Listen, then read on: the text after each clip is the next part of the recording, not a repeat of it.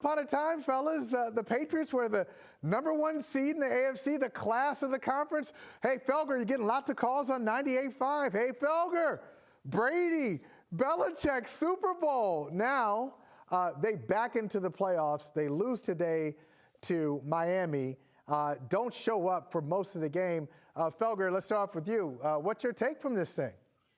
Yeah, and it's Bills on Saturday night is what it is what it's going to be. And Michael, to me, I heard you talk about your problems in Miami and the Patriots' problems in Miami, which certainly are historical.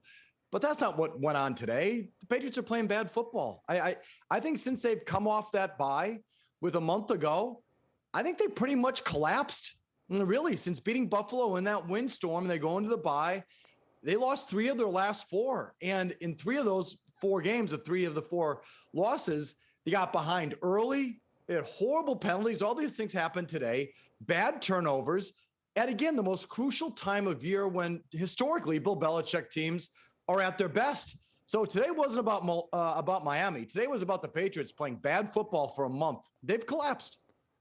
Ted, you see it that way? You know what? It's collapse on the Patriots? Yeah, it's interesting because after that bye week, it's interesting. If you look at what preceded that bye week or during that bye week, at that time, you guys, the Patriots were the talk of the town. I mean, I thought the Patriots were maybe the best team in the AFC right as they were going into their bye. And so they were hearing that all the time from everybody, how good they were, that, hey, this team could have the chance to go to the Super Bowl.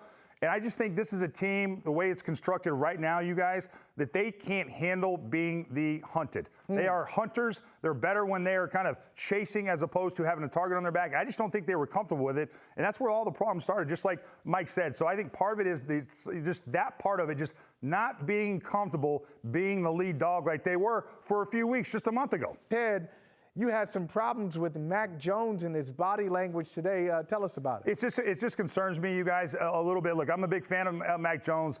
I think he's a tough kid. He's been a great, a pickup for these guys in the draft. But his body language and how he can kind of conduct some of his stuff on the field has me concerned. You saw Mac Jones, kind of make what I thought was a half-hearted effort right here. I mean, just kind of you got to make a little bit more of an effort right there, Mac. I know he was kind of just surrendered to the fact he just threw an interception. Continue the play. I know you're a quarterback, but you're a rookie quarterback. Try and make the tackle right there. He doesn't do it. There was a play later in the game, you guys. It was a timeout was called, and it was going to be a delay of game. And Mac Jones lost it, and he undressed. I think it was Kendrick Bourne who wasn't lined up right. He lost it on Kendrick Bourne. You're a rookie quarterback. Keep your composure. Stay calm. I just feel like at times his emotion really is a benefit to him, and at times it's a detriment to him. I wish sometimes he'd be a little bit more even-keeled with his emotions. Felger, you see that? You see the body language issue with Jones, or is it something else that you see with him? Well, I think a bigger concern is that he sucked. I mean, I don't like the body language either. I think Ted's right. But the bigger problem is he threw the ball to the other side, and then he dropped a fumble. And there's been big turnovers and shaky play, and that's a common denominator in these big games down the stretch.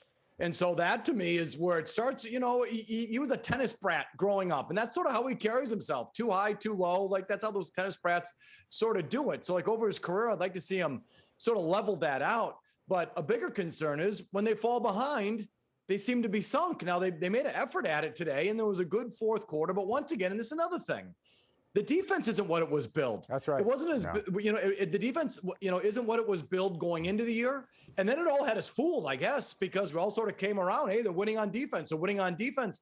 Well, in this last month, they had chances in all these games. The Buffalo lost, the Indy lost, today in Miami, to get a stop or 2 in the fourth quarter and give Mac Jones the ball to complete a comeback, and the defense hasn't done it in any of these games. So Ted, those to me are bigger concerns. Yeah, I know that's one of your issues, Ted.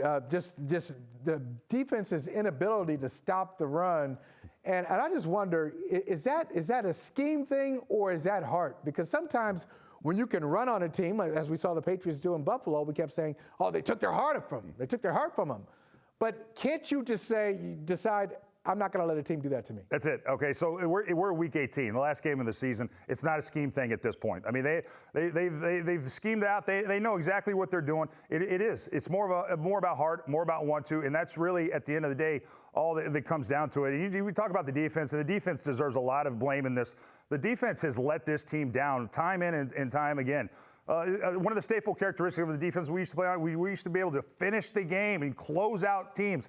This team, I mean, there's 5 games this year, twice against the Miami Dolphins, where the defense couldn't make a stop at the end of the game. The Saints game, the Dallas game, the Bills game. The Colts game, where they have chances to win the game if they just make a stop, and they weren't able to do it, and that's very, very disheartening. Hey, you know what? Hey, it's great that you have the best kind of defense as far as giving up points every week, but if you can't close out a team at the end of a game, that's really disheartening, and that's unfortunate because Bill Belichick took over, I think, running this defense after that Dallas game, and a lot of the same problems that you saw that preceded the Dallas game, you still continue to see at the end of the season. Well, we're at the end of the season right now. Let's look at some of these AFC playoff matchups presented by T-Mobile.